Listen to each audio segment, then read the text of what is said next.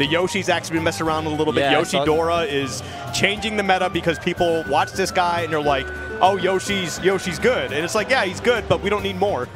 Yeah, you know. Pick.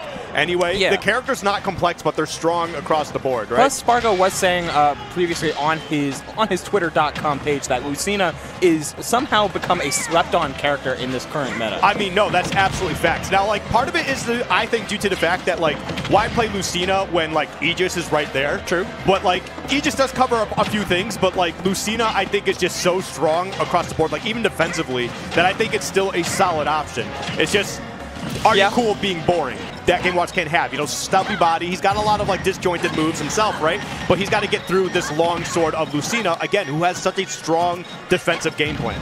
And those were the kind of earlier situations that I really want to see here, Skiff. I want to see him take it to the vertical, whether it be with up B or to start juggle some more neutral airs instead. Lucina is very floaty and can sometimes have a lot of trouble getting down, but that Game & Watch is absolutely gone from center stage with that back air. It's about trying to get back to stage, and even if he somehow finds a way forward tilting just for, you know, for something. Come on. Let me get stuff forward. All right, and the Joker as well. Oh, great parry on that final hit of the Dancing Blade.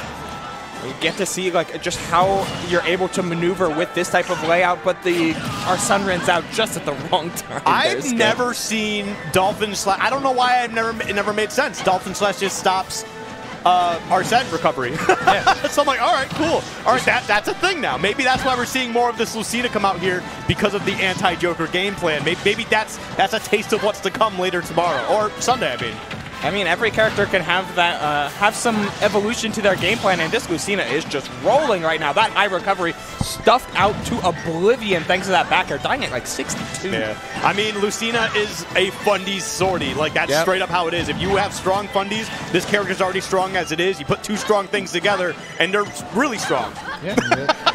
Suddenly, 2 plus 2 does in fact come together to make 4. Yeah, at least in this universe. Quick math. But either way, right now this is looking super good here. Probably going to be finishing this up with a 3 stock. And while Sigma 9 set, you know, had a good game 1, this game 2 is not looking very good at all. And that's probably going to clean it up here. It will, and that's a quick 2-0 to put that one to bed as Sparg0 moves on in the bracket. This event as a way to play their favorite mid tiers, or like, oh, yo, my plant is actually really sick, nasty. Watch it happen. Right. So the down smash just going to be able to cover it. Sparg0 going to go up so far. I just quite simply hated the way that Patui just went up and was an active hitbox. The ledge, so you don't have to space it that as bad as you do some other ledge hangs as Joker. And now, like, I mean, Joker does extremely well into both of the remaining characters. It's just a matter of, are you ready to get Sparg0 checked? And that by Sparg0 checked, I generally mean skill checked, because this kid's amazing.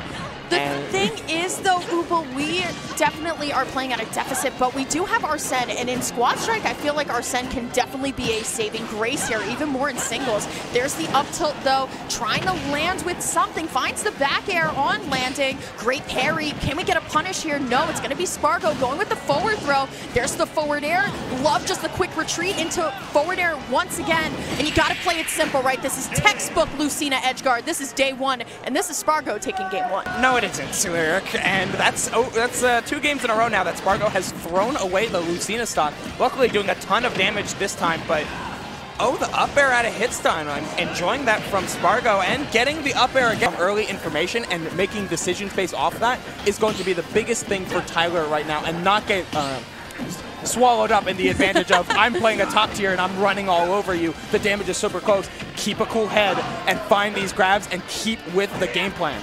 Okay, Tyler now going to get hit by the Patui, dropping down, and it's twice. Roland isn't caught either, trying to get this up tilt, but now here comes Sparg0. Patui into back air, into the forward air. No jump, it doesn't matter. Photon Edge is going to be blocked out here as Sparg0 is just putting a... Oh my goodness, all right, almost had it, but still getting so close, Ubel. I mean, if there's now a time for Tyler, it's right now. Like, you gotta close out this stock. Plant's a heavy boy, and that's a heavy ball as it closes down this stock. Well, a fan favorite is back. The Piranha plant is ready to go here. Honestly, if there's anybody that I'm cheering for in this bracket, Ubel, it's Sparg0's Piranha plant now. I hope he sweeps. It's been such a fun time watching Sparg0 play like such a funky character like this. And honestly, it's just, what else do you say other game? And then we saw this Zelda in the other side of winner's semis. But you can tell that Amaryllis is giving a lot of respect to Sparg0 now, right?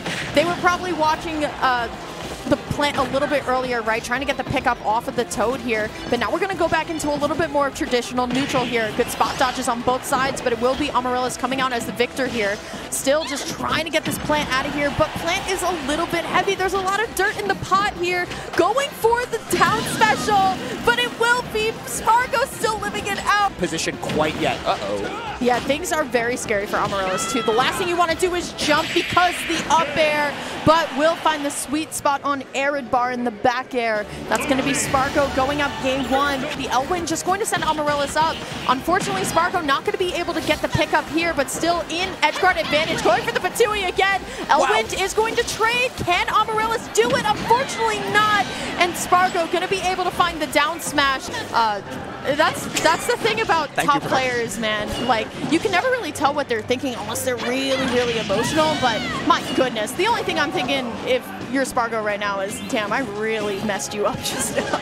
Yeah, Amaryllis' patience and timing able to get him out of this and get 63% for it. This is a comeback Peach starting the roll for Amaryllis to get back, to get more than just back into this game, but to perhaps even take a lead if done correctly. And still, this is a lot of rage, and Bayonet is a little bit light, Ubel. Yeah, she's definitely meant to be more of a mosquito and less of a true-out bruiser, because that is a big Piranha Plant up smash that's closing sub 100 out of the gate. Amaryllis getting a lead early and now can control the tempo. I always like to say, like, getting that one sweet spot that you need can always make the difference with your motivation when it comes to this game. But it will be the landing back air. It does take Bayonetta out on Amaryllis to just be parrying everything possible. Still, this down smash has been covering so much space on the ledge here. Going for the Toad will connect. It's not going to be enough, though. There's the turnip that will connect one, but honestly, it's all about how Amaryllis is able to get the stock off. You definitely want to get this plant out of here, but you need as much mileage on the Violet as possible. But that up throw, man, it's Sparg0 being able to hold it down on the plant that's really been the carry the entire time. Watch your shield, Amaryllis. Violet is a shield breaker by profession. Yeah, she's taken many lives, but Arc Fire in neutral naturally plays with such quick decision making that it was never even in question if that edge guard was going to happen. It was just a matter of when. Now still Sparg0 gaining a lot of motion with the Violet here. Rage is definitely also going to help out as well. There's the F tilt, trying to get a little bit of something going with Fail Not To with the arrow here. But honestly, Riddle needs to start picking stuff up with the Roy here. And now there's the shield break. My goodness. And going all the way with Amir. But, I mean, this plan is going to close out the stop. Kazuya once again, and the plant is going to be starting out. This is what we wanted to see for sure. About 30% on both characters right now. Good parry though by Sparg0, but now we're on Hollow Bastion as well. The stage pick going to actually differ here. I'm interested to see how Sparg0 is going to be using this center plat. Maybe we're going to try and get a couple of up smashes snuck through there as well. Patui is going to connect though. I mean, Riddle's on the verge of losing Kazuya and actually will. But now the Byleth is back. I feel like it's just spacing wars when it comes to Byleth, right? Who's going to space better, but still down now looking pretty good at the start, crouching under the crack shoot. Yeah, it's so scary, but here's Meter, right? This is where Riddles can start cooking. So scary, but now it's all about Sparg0. There's the down air. Riddle's going to be able to jump out of the up air, mix up the recovery as well. But now here comes Sparg0. Oh, going for the power gun is not going to be enough. Unfortunate spacing. Riddle's looking up. He knows that it just wasn't spacing all that right. It's much more of the zoning heavy of the FGC quartet. Ooh, okay, good parry though by Riddles, and now just trying to get lined up for the Shoryu. Not going to be enough here. Still trying to find the back air, but my goodness, great down special coming out from Sparg0. Just has worked out multiple times over. These down tilts have not set up into anything quite yet though. Again, threading the needle and doing so expertly. Double tech from Sparg0 though to survive.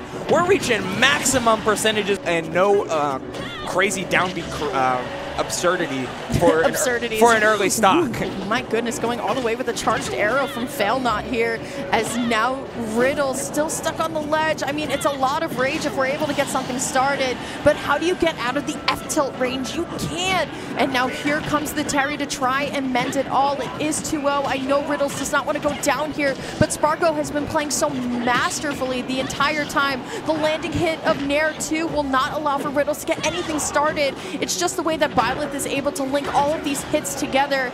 I mean, so far though, Riddle's finally going to be able to at least send Sparg0 off, but the way that Sparg0 gets back on stage is so creative every single time, but the tackle will at least get it down. Yeah, avoiding damage, I'm glad you touched on it, Eric, but avoiding damage has one of been Sparg0's best traits, and then reading the air dodge with that switch, unbelievable as well. The crack shoot is going to keep Riddles in this game, though. Gotta watch out for that go meter, but committing too high.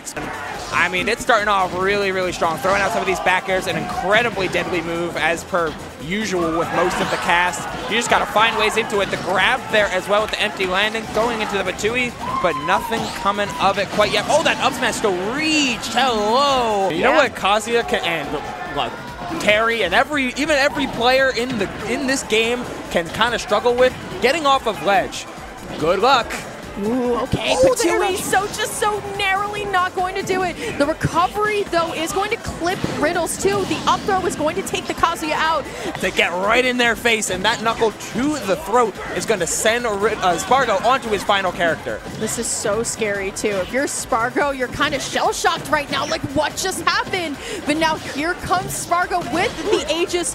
All of this reliable damage, switching on over to Pyra to try and get the finisher. There's the up air, but look how elusive Riddles is being in the air. It does not matter. Gonna be able to find the finisher. He's doing a temperature check after each hit. I feel like we've seen Riddles go in time and time again and take a combo from 0 to 100. And that was the time where Riddles was just like, I have no idea what you're gonna do, but my goodness, side special not going to be enough. Mythra stuck on the ledge, but the F smash will hit below. And the quick switch to Pyra, gonna be able to seal it down for Sparg0. Sparg0 going up.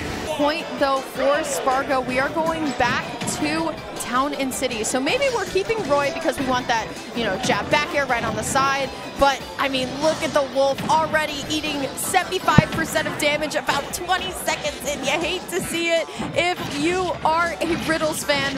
But here comes Riddles fighting his way out of the corner. Great spot dodge into the down smash. It covers so much space. Ooh. Thanks to the auto turnaround, turning a potential electric input into stature smash instead. But hey, you got the stock off of it, and now you may just get another one. Ooh, okay, Kazuya on a platform, so scary, but Mythra gonna be able to make it out. But look, 80% just from that one combo. We haven't even hit Rage Drive yet, Ubo. Things are looking not so great for Sparg0 this game, but now here comes Pyra, finds the fall off. It's been so important to his roster because you go from like a zoning heavy character to a, what a tech. That's a top player tech. That's top player and a half tech, but that up tilt's not going to do it either here, Lyric. Now you're just threatening with the Batui, threatening with an up throw, threatening with an up smash, and everything that Plant ends up, all of Plant's like telegraph kill options are just so hard to avoid because it can come off of a grab, but the dash attack sets Ryu off stage. This first stock is just not coming off easy. Sparg0 going to be able to find the Nair into the forward. The central character in his lineup, in Riddles' lineup. Ooh, okay, still.